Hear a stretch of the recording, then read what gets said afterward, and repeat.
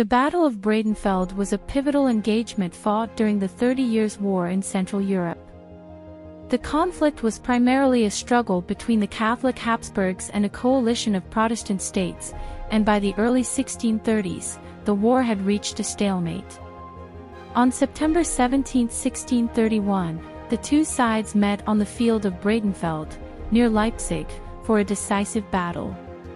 The Protestant forces, led by King Gustavus Adolphus of Sweden and the Saxons, won a resounding victory over the Catholic army commanded by King Ferdinand and General Johann Tserclaes, Count of Tilly. The battle marked a turning point in the war and demonstrated the effectiveness of new tactical innovations pioneered by Adolphus. This victory provided a much-needed boost to the morale of the Protestant forces and paved the way for their eventual victory. Background: the 30 Years' War, 1618 to 1648, was a conflict fought primarily in Central Europe. The war was fought between the Catholic Habsburgs, who controlled Austria and much of the Holy Roman Empire, and a coalition of Protestant states. The conflict had religious, political, and territorial motivations and was one of the most destructive wars in European history. By the early 1630s, the war had reached a stalemate, with neither side able to gain a decisive advantage. Prelude to the battle. On September 15, 1631, the Swedish forces led by King Gustavus Adolphus, numbering 23,000, joined with the Saxon forces, numbering 16,000. Together, they formed a Protestant army of 39,000 troops. They marched towards Leipzig, where they met the Catholic Habsburg army, commanded by King Ferdinand and General Johann Tserclaes, Count of Tilly, who had a contingent of 35,000 troops. The two armies met on the field of Breitenfeld on September 17, 1631. Battle. The Battle of Breitenfeld was a large-scale engagement, with over 70,000 soldiers involved. The Catholic forces occupied higher ground, and the terrain favored their position.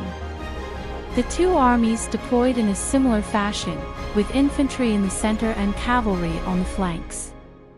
However, Adolphus pioneered new formations, using more flexible linear lines instead of the massive infantry formations that had long dominated European warfare.